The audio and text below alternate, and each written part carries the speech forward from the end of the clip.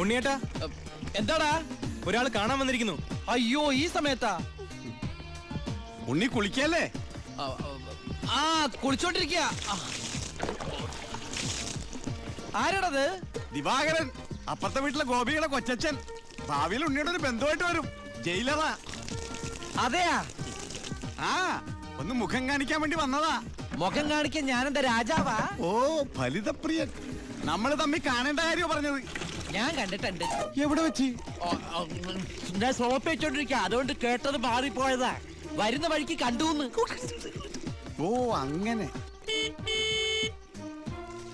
ഓ, പിന്നെ പോയിട്ട് ഇത്ര ധൃതി ഉണ്ടായിരുന്നു. 12:30 ട്രെയിൻ. പെട്ടെന്ന് ഇറങ്ങുമാവോ?